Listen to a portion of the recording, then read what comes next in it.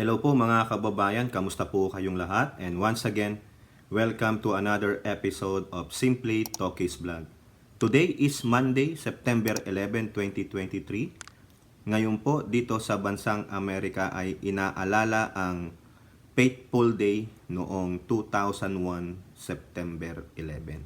At sa ating bansa naman po ay medyo masaya po ang mga Marcos loyalists and supporters because they also remembering the 106th birth anniversary of former President Ferdinand Edralin Marcos Sr. No? Nakita ko po yun. So dito, sa ating bibigyan ng ating opinion at reaksyon, ay isang magandang balita sa mga Marcos supporters and loyalists at isang magandang pa-birthday gift po sa pamilya Marcos. At ganun din po, isang masamang balita sa mga progressive groups. Ano po yun? Ito po, sa balita ng Philstar Global.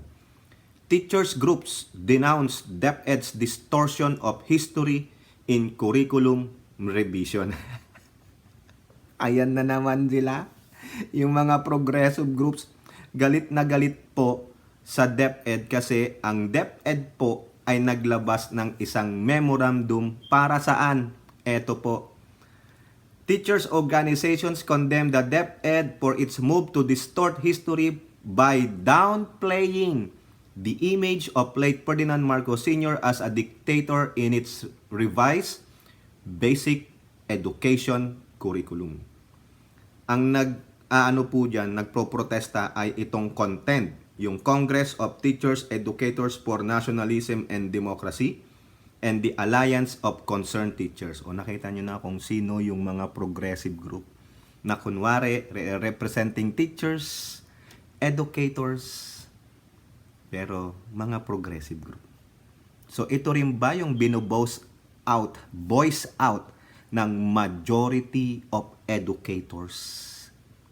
Sabi ng educators, teachers, administrators na dapat hindi tanggalin ang pangalang Marcos sa salitang diktatoryang Marcos o diktador na Marcos. Di po ba? Kasi ayan po ang memorandum na ibinigay ng DepEd sa Bureau of Curriculum Development na baguhin. Kasi, kumbaga, sa kanila pong paniniwala na ang diktadoryang Marcos o diktadurang Marcos ay yung salitang diktador ay nakumpine sa Marcos lang. So, ibig sabihin, no, kanila ring binabalangkas that it should be a general term, not to be tied up to a specific person. Congratulations, lalo natin silang pag-initin, no? Lalo natin silang galitin, no? Para baka sa galit nila, sila ay ma-high blood at alam nyo na ang kasunod. O di po ba? Mababawasan tayo ng mga taong walang ginawa kundi ang ngumaungaw, kundi ang magbigay sa atin ng pretense na ganito, ganito, ganito. Ang gobyernong ito ay ganito, ganito, ganito. Eh sila kaya? Ano kaya ang nagawa nila para sa bayan? Ano ang nagawa nilang maganda para sa mamayan? No, so therefore, ako po ay natutuwa dito dahil sa akin, it's about time. No? Ika nga nila, history is written by the victors. At kung iisipin natin, ang dictator na definition ay yung taong kinuha ang kapangyarihan sa pamamagitan ng dahas. O naging autocratic siya. Di ba? By force, kinuha niya ang power niya. Palagay nyo ba kinuha ni Pangulong Ferdinand Edralin Marcos yung power niya sa pamamagitan ng armas? Sa pamamagitan ng pagki-cleansing ng mga kapwa niya Pinoy? Sinabi niya nga hindi niya kayang pumatay ng kapwa niya Pilipino? Di po ba? Sino lang ang pinabaril niya ng firing squad? Yung in-check na drug lords noon. Bakit hindi niya ginawa yan doon sa mga binalanggo niyang political prisoners, mostly Benigno Aquino during that time, and his allies? Si Joma, si Bernabe Buscaino. Bakit kinulong lang sila? Treason yun, dapat death by firing squad. Kasi kapwa niya Pilipino. Tapos sasabihin ng mga ito na iilan lang sa kanila ang buhay na nung panahon na yon, nung sinasabi nilang Dark Ages, because of the martial law, na diktador ang Pangulong Marcos Sr. Kasi ito yan mga kababayan Lalo na tong mga to, patuloy na nambubulag sa mga kabataan. At itong mga kabataan naman natin, kakaunti, ang kakaunti sa kanila ang gustong malaman kung bakit ganito, bakit sinasabing diktador si Marcos, bakit nagbagsak siya ng martial law. Hindi po kasi yan ang ibinibigay na aral nitong mga sinasabi niyong educators.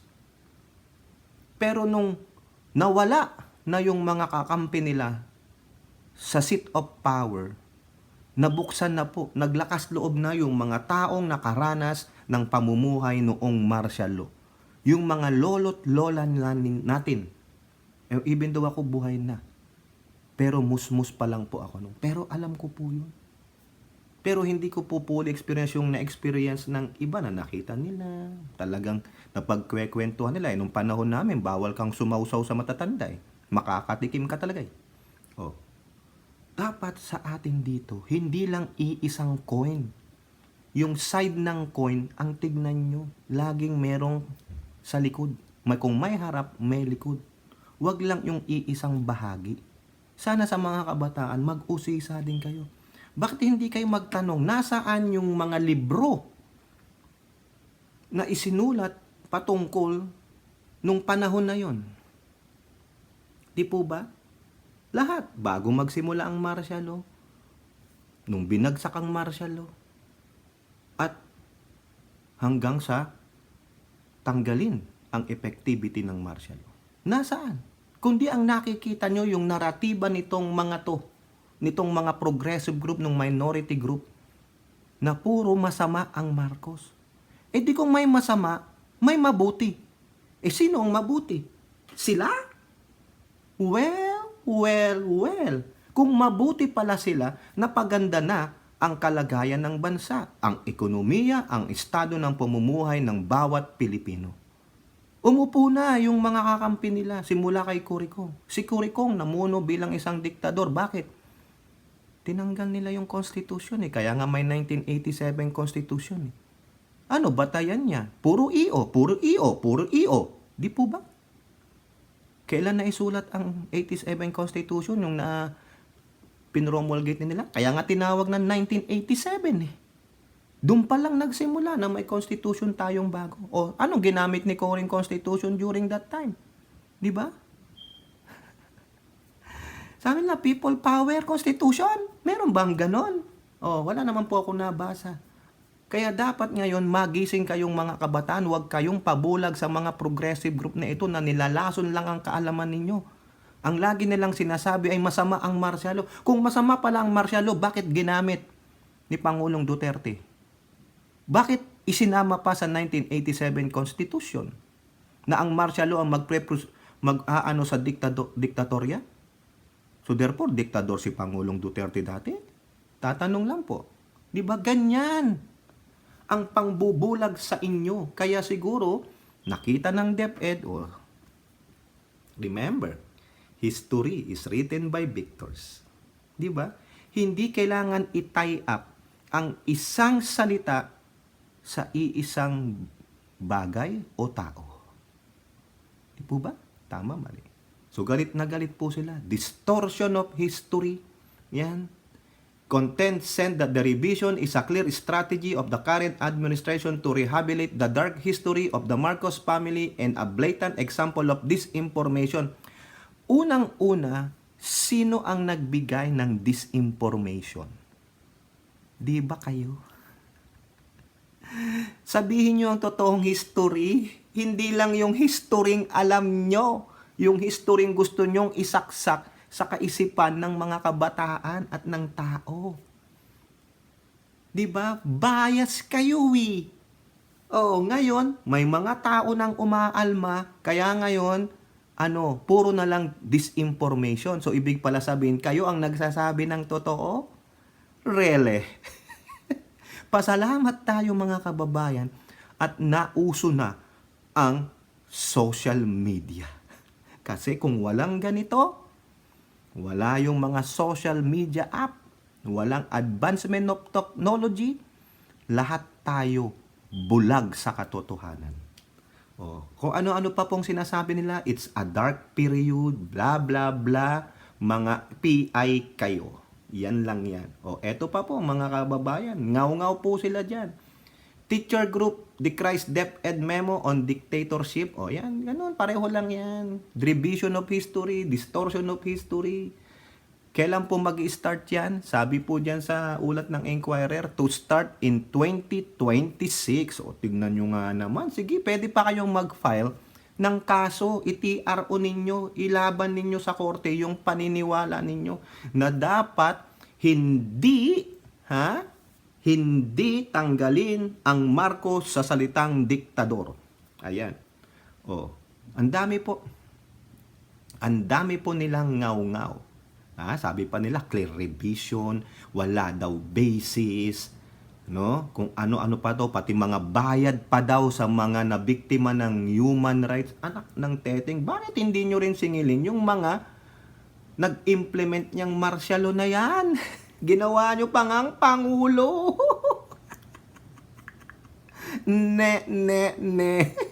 Ito pa. DepEd slam over memo to remove Marcos from diktadurang Marcos term. Si Franz Castro po ang nangunguna dyan. Siguro buhay na siya kasi kailan ba ito pinanganak? No? 56 years old ba itong 1966 siya pinanganak eh. 1966. Ilan taong ka na? 56. Ilan taong ka nung ibinagsak ang martial law? Siguro masyadong Einstein tong si Castro, no? Napakatalino. Okay? Yung memo po niyan, just to give you an update, no? Nakita ko po doon sa isang magaling na vlogger, kilala din po natin yan, no? Pasensya na, mababanggit kita dito, ha? Si Streetwise Takeru. No, puntahan nyo po yung channel niya, may vlog po siya tungkol din dito. Nandoon po yung memo na galing sa DepEd sa Bureau of Curriculum Development. Nandoon po yun at kung sino yung mga pumirma, no? Eto, latest po, no? September 11 sa ating bansa. DepEd Executive confirms memo on removal of diktadurang Marcos. So ayun po, kinukumpirma na po nila, no? The Department of Education has confirmed the existence of a circulating memo in a social media which directed the change of diktadurang Marcos to just diktadura found in the grade 6 Araling Panlipunan curriculum. Ito po yung sabi ni DepEd Bureau of Curriculum and Teaching Director Joyce Andaya said in a news conference. Quote, I confirm that indeed there was a letter that was sent to the Office of Undersecretary for Curriculum and Teaching. This was made by our Bureau of Curriculum Development Specialist. This was submitted to my office and forwarded to the Office of Undersecretary for Curriculum and Teaching. Ayan. That's part of our internal process. Our BCD specialists can really express themselves and we respect their stand on curriculum issues. Yan. However, Andaya clarified that the memo will still undergo the vetting process during the pilot implementation of the revised K-10 curriculum this year. She explained that the curriculum review process is iterative. Iterative. Ano ibig sabihin niya? Paulit. Ikot-ikot. Iteration nga eh. Di po ba? Iterative. Iikot. DepEd has yet to come with a consensus on what should appear in the final curriculum document which will be uploaded in its official website. meron pa rin tayong pagkakataon na tignan ulit ang curriculum ng ating mga nag-aaral, ng ating mga guro at ng iba nating kasamahan sa education sector, at kung meron mga changes o mga comments tungkol dito, susuruin po ulit natin. O correct naman. O ngayon, nagbo-voice out itong mga progressive group. O, kung valid po yung claim ninyo, why not? I-submit nyo sa DepEd yung claim ninyo. O di kaya, sabihin nyo, korte na naman kayo? Didemanda na naman kayo? The threat of suing? Ganun ba? Takutan? Ano kayo? Nakatira kayo dito sa Amerika?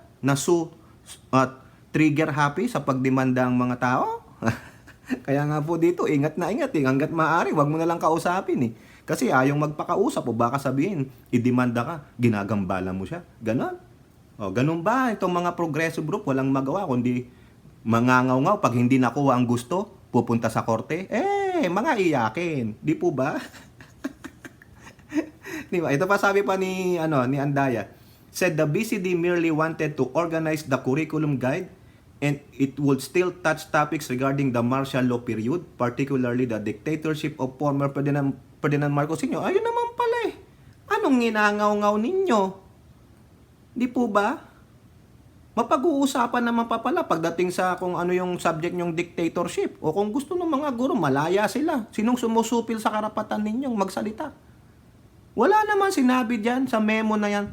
Huwag nyo nang isulat o sabihin ng diktador yang Marcos. Mga gunggong. Ang pag-uusapan dito ay deklarasyon ng batas militar, pagpapatupad ng diktadura, epekto ng diktadura, pagkawala ng mga institusyong demokratiko, malayang lihastura. Ayun naman pala Andun. Anong inangaw-ngaw ninyo? Di po ba? Hindi maaring hindi banggitin ang pangalang Ferdinand Marcos Sr. sa pagtalakay ng paksa tungkol sa diktadurya. Wala naman. Okay? Wala. Ito pa dinagdag nila. Sabi ng mga progressive group, political pressure daw kasi nakaupo ay isang Marcos. Patunayan ninyo. Nasaan yung kasulatan o voice na sinabi ng Pangulong BBM? Tanggalin nyo yung pangalan namin dyan Wala. Hindi nga nakikialam ang Pangulong Marcos dyan Tapos sasabihin nyo, political pressure. Tingnan nyo yung nilalagay na maling kaisipan, maling kaalaman. Kaya nga sila nga ang disinformation and misinformation Tapos yung ginagawa nila, ibabato nila sa ibang tao. Kaya ang masisisi, yung mga pinagbabatuhan nila ng kanilang kamalian. Ito pa po ang sabi ni Miss Andaya. There is no political pressure from the current administration to recommend the removal of the name Marcos. Tingnan nyo. Andaya stressed that the move to change such nomenclature was purely an academic discussion. So, yung mga hindi po nakakaalam kung ano ibig sabihin ng nomenclature, yung pagtawag, yung pagpapangalan. Ganun po yan. The nomenclature. Wala pong pressure na kahit na ano na ibinigay sa amin para tignan muli ang curriculum. Ito ay isang proseso naming pinapatupad dito sa curriculum and teaching strand. It is an academic discourse that we always observe and follow as we review and revise the curriculum. Tama naman. Kasi itong mga to, ngaw-ngaw na ngaw-ngaw. Ang sarap babatukan Wala nang ginawa. Imbis na mag-ano sila, yung makiisa, wala, ngaw-ngaw. Pag hindi nila nakuha ang gusto nila, tatakbo sa korte. Hindi lang sa ating local courts, kundi sa international courts pa. Di po ba? Ito pa sabi, idagdag na natin to. Ito daw pong nomenclature na to was made even after the arduous process of review and revision was done under the guidance of scrutiny of experts, the review of stakeholders and the public, and the launch of the matatag curriculum. So hindi po yan agad-agad, hindi lang yan yung sinasabi nyong midnight deal. Yung 24 hours lang, tinapos, walang masusing pagsusuri. Di ba? Kakaya itong mga to. Ito, yung huling-huli, mga kababayan. DepEd denies political pressure behind removal of Marcos dictatorship and curriculum. Nasabi na natin to kanina. Sinabi na po yan, pinaliwanag na po ni Department of Education Curriculum and Development Director Jocelyn Andaya. Walang pressure. kundi yung kanilang mga kasamahan, no? Walang nagsabi sa kanila, "Hoy, palitan nyo ito, hoy, ganito." Wala po. Di po ba? Ngayon, ang suggestion ko diyan sa progressive groups, the likes of mga ACT, yung content at yung iba pa, no? Mag-file kayo ng kaso. Hindi yung ngangaw-ngaw kayo diyan. Wala pong magagawa ang ngaw-ngaw ninyo. Kumbaga, ang ginagawa nyo, you are just starting a plane para po yung mga kabataan dyan na nabulag na sa inyong paniniwala, sa inyong pinagsasabi, ay pupunta na naman sa kalye. Magngangaw-ngaw, pupunta sa harapan ng DepEd, mang-aabala. Imbis na ang mga kabataang ito ay nasa eskwelahan, nagtratrabaho, ay inaaabala ninyo. Yung mga gawa ninyo na pag hindi pabor sa inyo ang desisyon, pupunta kayo sa kalye. Kasi kalye ang korte ninyo eh. Kayo po mga kababayan, tama po ba na yung ginawa ng Bureau of Curriculum Development under ng Department of Education na tanggalin ang Marcos sa katagang diktadurang Marcos ay tama o mali? No, at sabi naman po ni Jocelyn Andaya, malaya pa rin ang mga teachers. Nabanggitin yun. Wala pong sumisipil. Walang kumikitil ng kanilang kalayaan na magsalita ng bagay na yan. Ilalahad lang doon sa mga libro. Kasi ang diktadorya is a general term. Hindi mo kailangan kulungin yan sa iisang pangalan lang. Di po ba? At marami rin ang namuno sa atin ng mga diktador. Bakit si Marcos lang? Di po ba? Kasi yun po yung naratibang gusto nila. Pero sa majority ng Pilipino, mas alam ang kwento noong panahon ni Presidente Marcos Sr. Kasi lumalabas na po ngayon eh. Malakas na po ang loob ng mga tao ngayon. Because they want to exercise also their freedom of speech, freedom of expression, na alam nilang maari silang hindi matanggap yung kanilang expression, yung kanilang freedom pag sinabi nila yan nung panahon na yung mga namumuno ay kakampi nitong mga progressive groups. Kaya ngayon, di ba, nung lumaban, pagka-presidente si Pangulong BBM, naglabasan. O ngayon, ilabas din ninyo yung mga aklat, yung mga kasulatan na ginawa, no, bago ibagsak ang martial law. At ano ang dahilan bakit binagsak ang martial law? Dapat ayan din ang iparating natin sa mga kabataan ngayon. Hindi na lang yung puro puot at galit. Kaya yung mga kabataan ngayon mapupusok eh. Kasi ayan ang ipinapakita at ipinapadama nitong mga grupong lagi na lang may galit sa puso. Kung hindi nila makuha, gusto nila, kalye tayo, makibaka. Puro karahasan ang dulot nitong mga to. Di po ba? O kayo po, ano pong inyong masasabi? Comment down below and don't forget to like and share. Hope to see you all on next videos. Bye-bye. God bless.